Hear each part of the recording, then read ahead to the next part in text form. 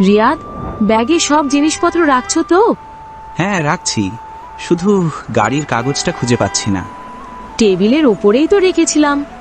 মা, আমি আমার গেমটা নিতে পারবো? গ্রামে গেম খেলবি নাকি মাঠে দৌড়াদৌড়ি করবি? মাঠেই করব। সেটাই ঠিক। এবার গাছপালার গন্ধ পাবি, মাটির গন্ধ চিনবি। তেল ঔষধ সব রেখেছো তো? হ্যাঁ, সব ঠিক আছে, চল, সময় হয়ে গেছে। বাবা, এই রাস্তা কত সুন্দর, গাছগুলো একটার পর একটা দাঁড়িয়ে আছে।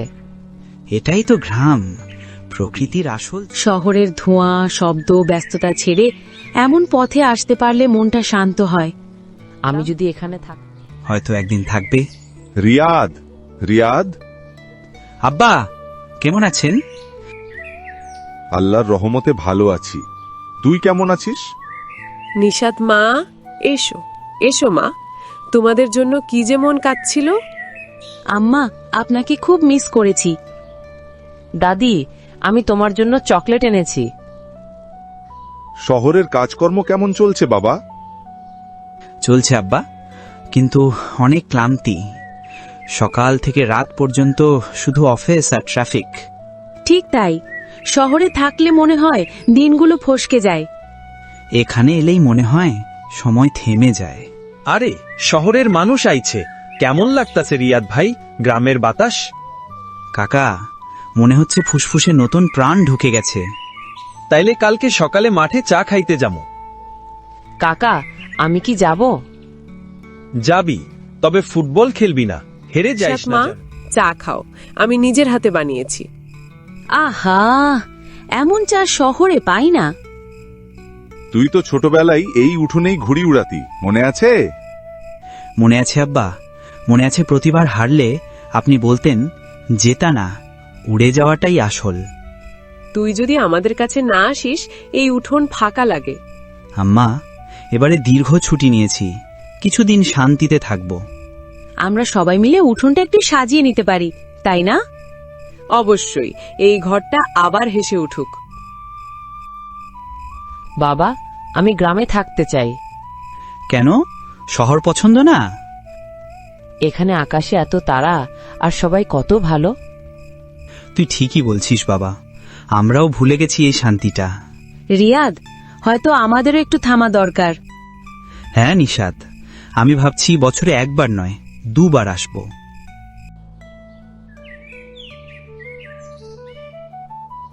উঠেছ বাবা? হ্যাঁ আব্বা, আমি ভাবছি ঘরটার একটু মেরামত করব। তুই আসছিস এটাই বড় মেরামত বাবা। নিশাত মা, আজ তোর হাতের রান্না চাই। অবশ্যই আম্মা, আজ আমি করব খিচুড়ি আর গরুর মাংস। আমি মাঠে যাচ্ছি দাদু।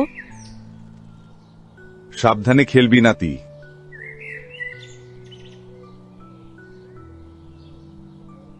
আবার চলে যাচ্ছ এত তাড়াতাড়ি? অফিস আছে আম্মা, কিন্তু এবার বেশি দেরি করব না। যাও বাবা, আল্লাহ হাফেজ। মনে রাখিস, এই বাড়ির দরজা সব সময় খোলা। পথে মধ্যে সাবধানে গাড়ি চালাবি। দাদি, আমি আবার আসব। আল্লাহ চাইলে রে বাবা, বারবার আসবি। মনটা কেমন ভারী লাগছে। জানি নিশাদ, বাবা মা বেঁচে থাকতে যতটা পারে যায় পাশে থাকা উচিত। পরের বার কবে যাব? খুব শিগগিরই বাবা, খুব শিগগিরই।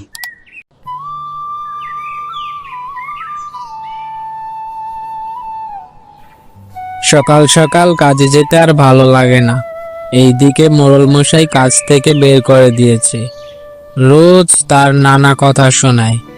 কি যে করি, এমনিতেই ঘরে খাবারের কিছু নেই। না, কিছু একটা করতে হবে। যাই, আমার বন্ধুর কাছে যাই, তাকে গিয়ে কিছু জিজ্ঞেস করি কি করা যেতে পারে।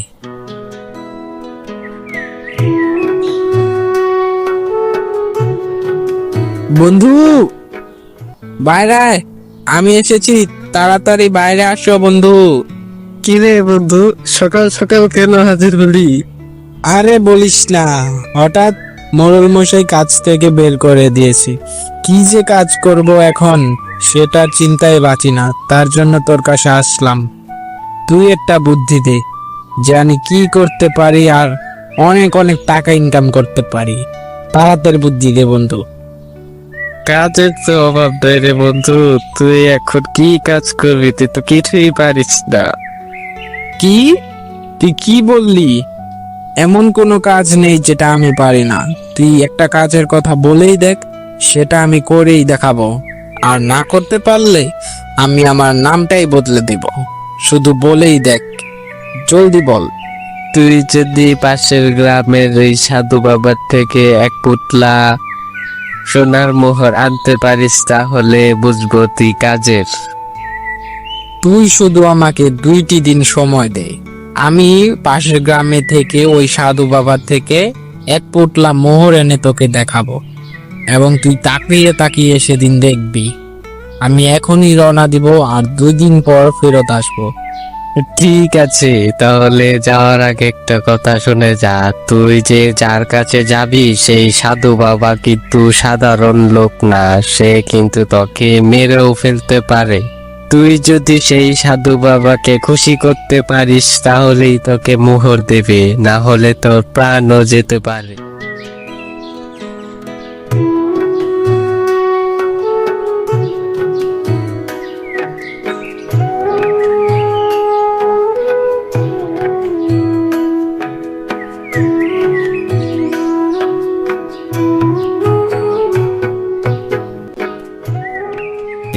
দাদা দাদা, আপনাদের গ্রামে নাকি এক সাধু বাবা থাকে। সেই সাধু বাবা কোথায় থাকে আপনি কি জানেন?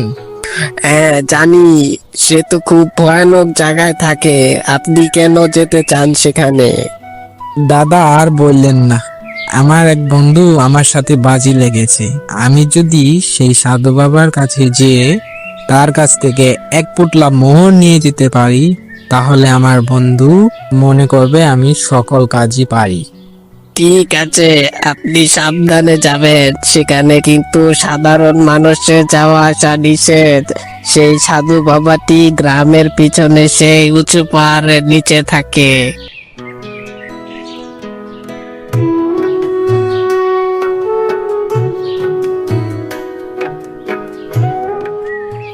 সাধু বাবা, সাধু বাবা, আপনি একটু আপনার চোখটা খোলেন। আমি একটি কথা বলতে এসেছি আপনার কাছে। কে কে এসেছে? কি চাই? সাধু বাবা, আমি রহিম। আমি আপনার কাছে একটি জিনিস নিতে এসেছি। আপনি আমাকে এক পুটলা মোহর দিন, যাতে আপনার মোহরটি নিয়ে আমার বন্ধুকে দেখাতে পারি এবং তাকে বলতে পারি যে আমি সকল কাজই পারি। ঠিক আছে, তাহলে তোকে আমি এক পুটলা মোহর দিতে পারি, কিন্তু একটা শর্তে। কি শর্ত সাধু বাবা? বলেন আমাকে, কি শর্ত? তুই যদি সেই গ্রামের একটি গাছের নিচে থাকা সাপের মাথার মণি যদি এনে দিতে পারিস তাহলেই তোকে আমি এক পুটলা মোহর দিব। কি? সাপের মণি? সাধু বাবা, আমাকে অন্য একটি কাজ দিন, আমি এটা করতে পারবো না। না বৎস না, তুই যদি এই কাজটা করতে পারিস তাহলেই তোকে এক পুটলা মোহর দিতে পারবো। মনে হচ্ছে এই মোহরের চক্করে আমার প্রাণটাই চলে যাবে। ঠিক আছে সাধু বাবা, আমি রাজি। আমি গিয়ে ওই সাপের মণি আপনার কাছে নিয়ে আসব, কিন্তু আপনি আপনার কথাটা রাখবেন। আপনি আমাকে এক পুটলা মোহর দিবেন। শোন, তাহলে কিন্তু সাবধানে যা, সেখানে কিন্তু অনেক বিষধর সাপ আছে।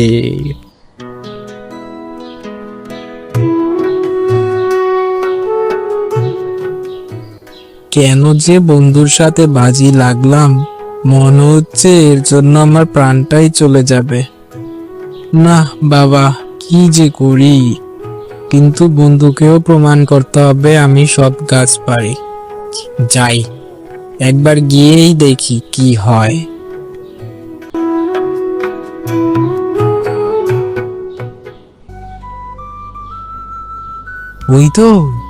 ওই তো সাপের মণিটা। যাই, এক্ষুনি গিয়ে সাপের মণিটা নিয়ে সাধু বাবার কাছে যাই। সাধু বাবা দেখে খুশি হয়ে আমাকে মোহরটা দিয়ে দিবে।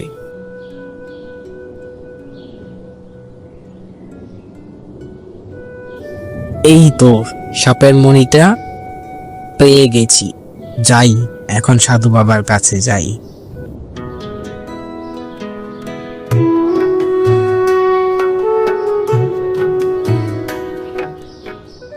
সাধু বাবা, সাধু বাবা, এই নিন আপনার সেই সাপের মণি। আমি সেই মণি নিয়ে এসেছি। কি এনেছিস? কোথায়? এই নিন সাধু বাবা। ঠিক আছে, তাহলে এই নে তোর এক পুতলা মোহর। কি? এই তো, এই তো আমার মোহর। এখনই আমি গ্রামে ফেরত যাব আর বন্ধুকে দেখিয়ে বলবো, এই দেখ বেটা, আমি তোর থেকেও বেশি কাজ করতে পারি। আমি বাজিটা জিতে যাব।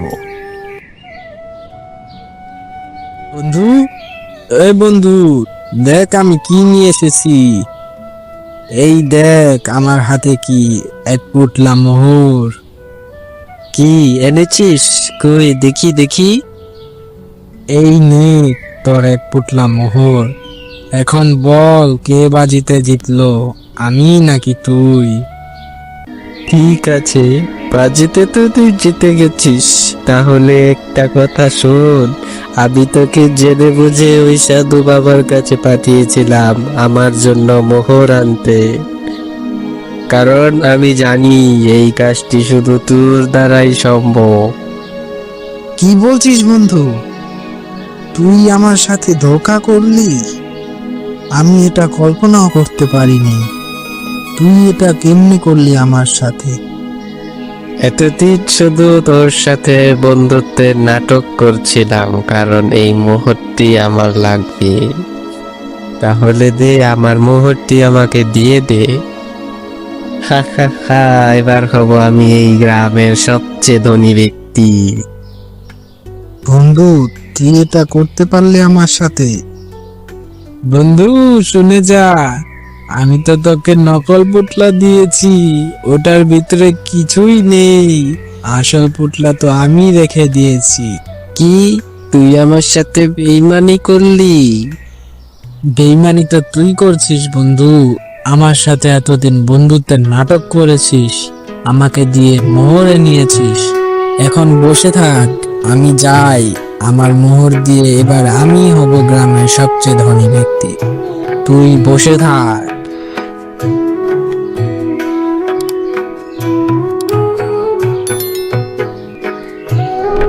আমি আপনাদের বলবো আমাদের সংসারের সেই গল্প যা আজও আমার মনে অমলিন হয়ে আছে। আমাদের মা সংসারের প্রধান, যিনি সব সময় সতর্ক, বিচক্ষণ এবং ন্যায়পরায়ণ, একদিন খুব চিন্তিত মুখে বললেন, আমার এই সোনার বালাজোড়া আজ আমি ঠিক করব কার হাতে এটি সবচেয়ে সুন্দরভাবে মানাবে। আমি চাই যিনি এটি পাবেন তিনি শুধু বাহ্যিক সৌন্দর্যের জন্য নয়, বরং সততা, মনোভাব, দায়িত্ববোধ, ধৈর্য, সৃজনশীলতা সব দিক দিয়ে যোগ্য হন। এই সংসারে শান্তি, সমঝোতা এবং সত্যের সঙ্গে বালার মান রাখতে হবে। আমি চাই কার হাতে বালা পরানো হবে তার মনও সেইভাবে নির্মল এবং নিখুঁত হোক, যেন সংসারে সবার সঙ্গে সম্মান ও ভালোবাসা বজায় থাকে। বড় বউ তখন দৃঢ় স্বরে বললেন, মা, আমারই হওয়া উচিত।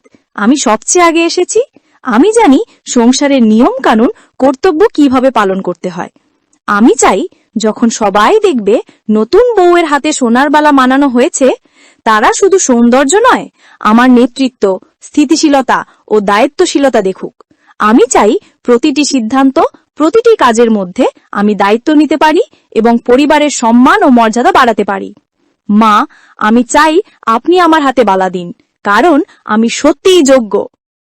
বড় বউয়ের চোখে তখন একরকম আত্মবিশ্বাস ও অহংকারের ছাপ দেখা যাচ্ছিল। তিনি আরো বললেন, আমি শুধু বাহ্যিক সৌন্দর্যের জন্য নয় মা, আমি চাই সবাই বুঝুক আমার সক্ষমতা। আমি চাই আমার হাতে বালা মানালে সবার মন প্রশান্তি পাবে এবং কেউ আমার সিদ্ধান্ত নিয়ে প্রশ্ন করবে না। মেজ বউ, যার বয়স কম এবং নতুনত্বের কারণে কিছুটা দ্বিধাগ্রস্ত ছিলেন, বিনীতভাবে বললেন, মা, আমাকে বালা দিন। আমি নতুন এসেছি। আমি জানি বয়সে ছোট হলেও মন দিয়ে কাজ করলে একজন বালার সত্যিই সুন্দরভাবে মানানো যায়। আমি চাই না কেবল বাহ্যিক সৌন্দর্য বিচার করা হোক, আমার মনোভাব, সততা এবং দায়িত্ববোধকে মূল্য দেওয়া হোক। যখন সবাই দেখবে নতুন বউয়ের হাতে বালা পরানো হয়েছে, তারা শুধু সৌন্দর্য নয়, সততা, যত্ন, দয়া ও মনোযোগও দেখুক। আমি চাই আমার প্রতিটি কাজ সত্য ও মনোযোগের সঙ্গে করা হোক। মা। ছোট বউ ধীরে ধীরে কিন্তু দৃঢ়ভাবে বললেন, মা, আপনি যাকে খুশি দিন। আমি চাই না কারো সঙ্গে প্রতিযোগিতা করে নিজেকে প্রমাণ করতে। আমার কেবল শান্তি দরকার। যে কেউ বালা পাবে, আমি তার সিদ্ধান্ত মেনে নেব। আমি চাই না কেউ আমার কারণে দুঃখিত হোক কিংবা আমার চেষ্টা কারুর ক্ষতি করুক। আমি চাই সবকিছু নিখুঁত ও শান্তিপূর্ণভাবে হোক। মা হাসতে হাসতে বললেন, আহা, আমি তো সত্যি মহাঝামেলায় পড়েছি। 3 জনের মধ্যে কাকে দেব বুঝে উঠতে পারছি না। আমি চাই যিনি বালার জন্য যোগ্য, তার মন ও কাজ দিয়ে তা প্রমাণ হোক। শুধু বাহ্যিক সৌন্দর্য নয়, সততা, মনোভাব, ধৈর্য সবকিছু বিচার করা হবে। আমাকে এমন কোনো উপায় খুঁজতে হবে যাতে বিজয়ী নিঃসন্দেহে সঠিক বউ হয়। আমি চাই যেন কেউ অন্যের উপর আধিপত্য দেখাতে না পারে এবং কেউ স্বার্থপরতার জন্য বালা না পায়। বড় বউ কপটে হাসি দিয়ে বললেন, দাঁড়ান মা, নিশ্চয়ই আপনি কোনো উপায় বের করবেন। আমি চাই যেটা আমাদের পরিবার ও আপনার মর্যাদার জন্য সবচেয়ে ভালো হবে। আমি প্রস্তুত। আমি জানি কিভাবে আমার দক্ষতা দেখাতে হবে। মা, আপনি জানেন আমি সব সময় দায়িত্বশীল। আমি প্রতিযোগিতায় জয়ী হব এবং সকলের নজর থাকবে। মা বললেন, ঠিক আছে, প্রতিযোগিতা হবে। তবে প্রতিযোগিতার নিয়ম স্পষ্ট থাকবে এবং সবার জন্য সমান। বিজয়ী হবে যে বউ সত্যিই যোগ্য, যিনি সততা, মনোযোগ, ধৈর্য এবং সৃজনশীলতা দিয়ে তা প্রমাণ করতে পারবেন। প্রতিযোগিতা হবে ন্যায্য এবং কেউ কারো প্রতি অসৎ আচরণ করতে পারবে না। প্রতিটি কাজ পর্যবেক্ষণ করা হবে। ছোট বউ বললেন, মা, আমি প্রতিযোগিতায় অংশ নিতে চাই না। যাকে খুশি দিন। আমি চাই না কারুর কারণে সমস্যায় পড়ুক। তবে আমি চেষ্টা করব মনোযোগ দিয়ে, যাতে আমার শান্তি বজায় থাকে। বড় বউ হেসে বললেন, ভয় পেয়ে পিছিয়ে পড়ছিস? প্রতিযোগিতা ছাড়া তো কেউ সোনার বালা পায় না। দেখো, আমি প্রস্তুত। আমি জানি কিভাবে আমার দক্ষতা দেখাতে হবে। মা সবাইকে চুপ করালেন। তিনি বললেন, চুপ করো সবাই। প্রতিযোগিতা হবেই। এতে সবার মনোভাব, বুদ্ধি, সততা, ধৈর্য এবং রীতিনীতি সব পরীক্ষা হবে। বিজয়ী হবেন সেই ব্যক্তি যার যোগ্যতা নিঃসন্দেহে প্রমাণিত হবে। প্রতিযোগিতা কোনো চতুর উপায় গ্রহণ করা যাবে না। মেজ বউ বললেন, মা, আমাকে একটু সময় দিন। আমি চাই প্রতিযোগিতায় অংশ নেওয়ার আগে ঠিকভাবে ভাবি। আমি চাই আমার কাজ সৎভাবে হোক, যাতে কেউ সন্দেহ না করে এবং আমার মনোভাব প্রকাশিত হয়। মা বললেন, না, কোনো প্রস্তুতির দরকার নেই। যা আছে তা দিয়েই প্রতিযোগিতা হবে। সঠিকতা ও যোগ্যতা এখানে প্রধান। এখন প্রথম প্রতিযোগিতার জন্য সবাই প্রস্তুত হও। বড় বউ বললেন, ঠিক আছে মা, কিন্তু প্রতিযোগিতার ধরন কি হবে? মা বললেন, প্রথম প্রতিযোগিতা হবে রুটি বেলা। তোমাদের সমান পরিমাণ আটা দেওয়া হবে। যে সবচেয়ে সুন্দর, সমান ও যত্ন সহকারে রুটি বানাবে সেই বিজয়ী। শুধু রুটি সৌন্দর্য নয়, মনোযোগ, ধৈর্য, যত্ন এবং কৌশল বিচার করা হবে। রুটি বানানো মানে শুধু হাতের কাজ নয়, মন দিয়ে কাজ করা ও প্রতিটি ছোট ভুল না করা, এটিও গুরুত্বপূর্ণ। ছোট বড় বললেন, এ তো সহজ কাজ মা, আমি চেষ্টা করব। তবে আমি চাই না কারোর সঙ্গে দ্বন্দ্ব হোক। প্রতিযোগিতায় অংশ নিলেও শান্তি বজায় রাখতে চাই। আমার চেষ্টা থাকবে সব সমান ও সুন্দর করা। মেজ বউ বললেন, দেখি কে কেমন পারছে। আমি চেষ্টা করব সততা, মনোযোগ এবং যত্নের সঙ্গে। মনে রাখবো, প্রতিটি রুটি আমার ব্যক্তিত্বকে প্রতিফলিত করবে। আমি চাই আমার মনোভাব ও সততা সবাই বুঝুক। মা আটা বন্টন করে বললেন, এই নাও, সবাই কাজ শুরু করো। মনে রেখো, শুধু রুটির সৌন্দর্য নয়, তোমাদের মনোভাব, সততা, ধৈর্য এবং মনোযোগ বিচার হবে। বড় বউ মনে মনে বললেন, ছোট বউয়ের রুটি অনেক সময় অসম্পূর্ণ হয়, আজ দেখি সে কিভাবে সামলাতে পারে। আমি চাই যেন আমার রুটি নিখুঁত হয়, যাতে আমার জয় নিশ্চিত হয়। তিনজনই রুটি বানাতে শুরু করলো।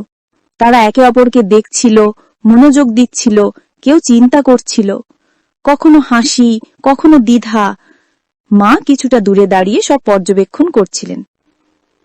সময় শেষ হওয়ার পর মা বললেন, সময় শেষ, এখন দেখি কার রুটি কেমন হয়েছে। বড় বউ বললেন, দেখুন মা, আমার রুটি কত সুন্দর, গোল এবং সমান। আমি যত্ন নিয়েছি, মনোযোগ দিয়েছি। আমি চাই যেন সবাই বুঝুক আমি প্রস্তুত ও যোগ্য। মা বললেন, হ্যাঁ, খুব সুন্দর হয়েছে। তুমি ধৈর্য, মনোযোগ ও যত্ন দিয়েছ। ছোট বউ বললেন, আমারটাও দেখুন মা, আমার চেষ্টা ছিল যত্ন সহকারে সব সমান করা, তবে আমি চাই না কারোর সঙ্গে দ্বন্দ্ব হোক। প্রতিযোগিতায় অংশ নিলেও শান্তি বজায় রাখতে চাই। আমার চেষ্টা থাকবে সব সমান ও সুন্দর করা। মেজ বউ বললেন, দেখি কে কেমন পারছে। আমি চেষ্টা করব সততা, মনোযোগ এবং যত্নের সঙ্গে। মনে রাখব, প্রতিটি রুটি আমার চরিত্র, মনোভাবকে প্রতিফলিত করবে। আমি চাই আমার মনোভাব ও সততা সবাই বুঝুক। মা দেখছেন, অসাধারণ, তুমি সত্যিই মনোযোগ দিয়েছ। এখন দ্বিতীয় প্রতিযোগিতার পালা। মা সবাইকে নিয়ে পুকুরের ঘাটে গেলেন। তিনি বললেন, এই জায়গাতেই তোমাদের দ্বিতীয় প্রতিযোগিতা হবে। আজকের পরীক্ষা বুদ্ধির। এখন বলো, এমন কি জিনিস আছে যাকে কাটলে সে আরো বড় হয়? বড় বউ তৎক্ষণাৎ বলল, চুল মা, কাটলেই তো আবার গজায়। মা মাথা নেড়ে বললেন, না, ভুল। মেজ বউ আত্মবিশ্বাসে বলল, মা, সেটা নিশ্চয়ই নখ, কেটে ফেললেও আবার গজায়। মা মৃদু হেসে বললেন, এটাও নয়। দুজনেই হতাশ মুখে একে অপরের দিকে তাকালো। ছোট বউ শান্তভাবে চারপাশে তাকালো, তারপর বলল, মা, উত্তরটা পুকুর। আপনি আমাদের পুকুরের ধারে এনেছেন। জল তুললে ফুরোয় না, বরং আবার বাড়ে। মনও তেমনি, যত দিই তত বাড়ে। মা হাসলেন, চোখে আনন্দের জল। ঠিক তাই মা, তুই সঠিক উত্তর দিয়েছিস। তুই বুঝেছিস জীবনের আসল মানে শান্তি, ভালোবাসা আর গভীর মন। বড় বউ মাথা নিচু করে বলল, মা, আমি অহংকারে অন্ধ ছিলাম, এখন বুঝলাম আসল বুদ্ধি হল সরলতা। মেজ বউ বলল, আমিও হিংসা করে ভুল করেছি মা। মা বললেন, এই সোনার বালা ছোট বউয়ের প্রাপ্য, কারণ ও শুধু ধাঁধা নয়, জীবনও ঠিকভাবে বুঝেছে। ছোট বউ কাঁদতে কাঁদতে বলল, মা, এই বালা আমার নয়, এটা আমাদের তিনজনের ভালোবাসার প্রতীক। সূর্য ডুবে যায়, পুকুরের সোনার আলো ঝিকমিক করে। মা হাসেন, তার চোখে শান্তি, তৃপ্তি আর ভালোবাসা। বাংলার এক গ্রামে ছিল ঘন জঙ্গল। সেই জঙ্গলে বাস করত এক ভয়ঙ্কর বাঘ। গ্রামের মানুষ সবাই তাকে ভয় পেত। বাঘটি ছিল শক্তিশালী, কিন্তু একটাই দোষ, সে ছিল ভীষণ লোভী। জঙ্গলে আরও অনেক প্রাণী ছিল, হরিণ, খরগোশ, বনমোরগ, বানর, এমনকি শেয়ালও। শেয়াল ছিল চালাক, চতুর, বুদ্ধিমান। সে জানত বাঘের শক্তির সঙ্গে মেলানো সম্ভব নয়, তাই বুদ্ধি দিয়ে সব সময় বিপদ এড়াত। অধ্যায় 1। বাঘের লোভ। বাঘ প্রতিদিন শিকার করত, কিন্তু কখনো তৃপ্ত হতো না। এক হরিণ খেয়ে শেষ করলে আরেকটি চাই, এক মহিষ খেয়েও শান্তি নেই। শেয়াল তাকে মাঝে মাঝে বলতো, শেয়াল, বাঘ ভাই, এত লোভ করলে সর্বনাশ হবে। প্রকৃতি যতটা দিয়েছে ততটাই নাও, তার বেশি চাইলে ক্ষতি তোমারই হবে। বাঘ, তুই চুপ কর, আমার দাঁত নখ আছে, জোর আছে, যত খেতে চাই খাবো, আমার জন্য জঙ্গল ভরে আছে খাবারে। শেয়াল বুঝল, লোভের চোখ বাঘকে একদিন অবশ্যই অন্ধ করবে। অধ্যায় 2। শেয়ালের চালাকি। একদিন শেয়াল একটা বড় পরিকল্পনা করল। সে বাঘকে শিক্ষা পরীক্ষা দিতে চাইল। শেয়াল ভাবল, যদি আমি বাঘকে এমন জায়গায় নিয়ে যেতে পারি যেখানে তার লোভই তাকে ফাঁদে ফেলবে, তবে বনের সব প্রাণীর মুক্তি হবে। কিছুদিন পর শেয়াল বাঘের কাছে এসে বলল, শেয়াল, বাঘ ভাই, আমি এমন এক জায়গার খবর পেয়েছি যেখানে অগণিত খাবার আছে, শুধু তুমি আর আমি জানি। যদি চাও আমি তোমাকে সেখানে নিয়ে যেতে পারি। বাঘের চোখ চকচক করে উঠল। বাঘ, সত্যি? কই, কোথায়? এক্ষুনি আমাকে নিয়ে চ। শেয়াল, চলো তবে একটা শর্ত আছে, যা পাবো তুমি ভাগাভাগি করে খাবে। বাঘ, আমি ভাগাভাগি করব? আমি তোকে সঙ্গে নিচ্ছি কৃপা করে, সব খাবার আমি একাই খাবো। শেয়াল মনে মনে হাসল, ঠিক এই লোভের কারণেই বাঘ একদিন মারা যাবে। অধ্যায় ৩, রহস্যময় গুহা। শেয়াল বাঘটিকে নিয়ে গেল পাহাড়ের দিকে। পাহাড়ের গহীন অরণ্যে ছিল এক অন্ধকার গুহা। গুহার ভেতর ঝর্ণার জল পড়ত, আর সেখানে জমে থাকত অনেক মাছ, ব্যাঙ, এমনকি বনের প্রাণীদের ফেলে দেওয়া মৃতদেহ। শেয়াল গুহার সামনে দাঁড়িয়ে বলল, এই গুহার ভেতর অগণিত খাবার আছে, তবে সাবধানে ঢুকতে হবে, কারণ ভেতরে ফাঁদও আছে। বাঘ গর্জে উঠল, আমার জন্য কে ফাঁদ পাতবে? আমি এই জঙ্গলের রাজা, আমি ঢুকছি। শেয়াল বাইরে দাঁড়িয়ে রইল, আর বাঘ লোভে অন্ধ হয়ে ভিতরে ঢুকে পড়ল। অধ্যায় ৪, বাঘের ফাঁদে পড়া।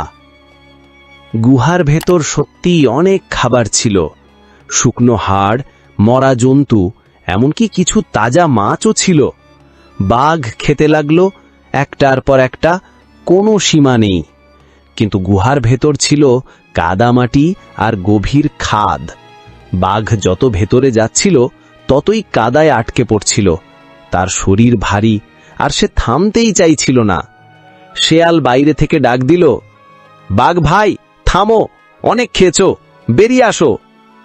কিন্তু বাঘ গর্জে উঠল, আমি থামবো না, আরো খাবার চাই, আমি সব খাবো। খেতে খেতে এক সময় বাঘ এত গভীরে ঢুকে পড়ল যে কাদায় ডুব। সে চিৎকার করল, গর্জন করল, কিন্তু বেরোতে পারল না।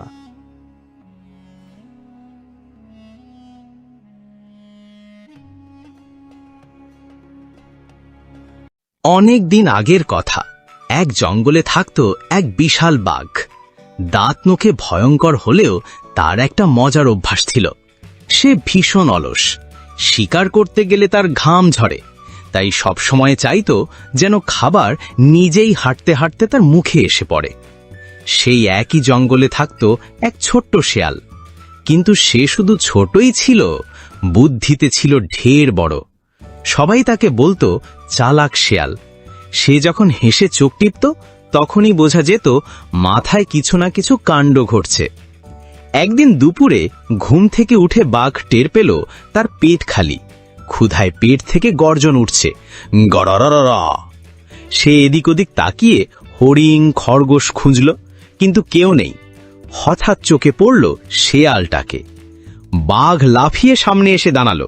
ভয় পেয়ে শেয়াল থেমে গেল। বাঘ বলল, আজ তোমাকেই খাবো। শেয়াল ভেতরে ভেতরে কেঁপে উঠলেও বাইরে থেকে একদম ভদ্র হয়ে বলল, আমাকে খেয়ে কি আপনার পেট ভরবে দাদা? আমি তো ছোট্ট প্রাণী, বরং আমি এই বনের রক্ষক। আমাকে খেলে বনদেবতা রাগ করবেন। বাঘ ভুরু কুঁচকে হাসল, বলল, ওরে বাপ, এতদিন শুনেছি আমি বনের রাজা, আজ শুনছি তুই নাকি রক্ষক।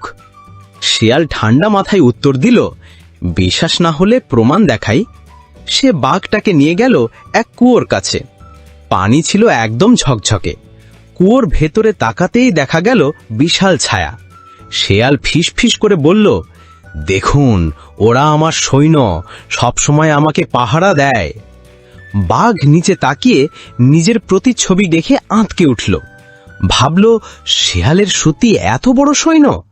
সে তাড়াতাড়ি বলল, ঠিক আছে, তুই আমার বন্ধু। শেয়াল মনে মনে হাসল, চালাকি একেবারে সফল। কয়েকদিন কাটল ভালোই, কিন্তু একদিন বাঘ আবার ক্ষুধার্ত হয়ে পড়ল। সে শেয়ালের কাছে গিয়ে বলল, বন্ধু, এবার খাবার জোগাড় কর, না হলে তোকে খেয়ে ফেলবো। শেয়াল মাথা চুলকে বলল, আচ্ছা আচ্ছা, চলুন, আমি আপনাকে এমন খাবার দেখাবো যা খেলে 3 দিন ক্ষুধা পাবেন না। সে বাঘটাকে নিয়ে গেল গ্রামের কাছে। মাঠে গরু ছাগল ঘাস খাচ্ছে। শেয়াল হেসে বলল, ওই যে ধরুন না একটা। বাঘ খুশি হয়ে লাফিয়ে পড়ল এক গরুর উপর। কিন্তু তখনই মজার ঘটনা ঘটল। গরু জোরে লাফ দিল, আর বাঘ তার পিঠে ঝুলে গেল একেবারে বাঁশের কেল্লার মতো।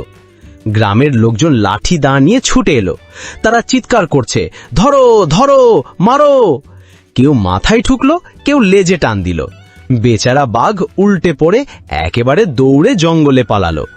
সে হাঁপাতে হাঁপাতে বলল, আহা, আমি তো ভেবেছিলাম গরু ধরবো, উল্টো গরুই আমাকে নিয়ে নাচালো। শেয়াল পাশে এসে হেসে কুটি কুটি খায়, বলল, দাদা, শুধু শক্তি থাকলেই হয় না, বুদ্ধিও থাকতে হয়, দেখলেন তো? বাঘ লজ্জায় মাথা নামালো। এরপর থেকে আর কখনো শেয়ালের সাথে ঝগড়া করল না।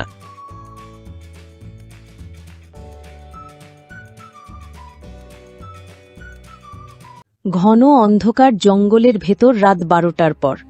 চারদিক নিস্তব্ধ, শুধু বাতাসের শোঁ শোঁ শব্দ। হঠাৎই গাছের ফাঁক থেকে দেখা গেল কিছু অদ্ভুত ছায়া, এক একটা বিশাল বিকট মুখওয়ালা ভূত। তারা একে একে জড়ো হচ্ছে, যেন কিছু বড় খারাপ পরিকল্পনা করছে।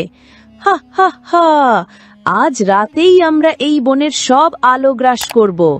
কেউ বাঁচবে না, এখানে শুধু থাকবে অন্ধকার, আর আমরা রাজত্ব করব। হঠাৎ আকাশ কেঁপে উঠল বজ্রের শব্দে। এক আলোক রশ্মি নেমে এলো আকাশ থেকে।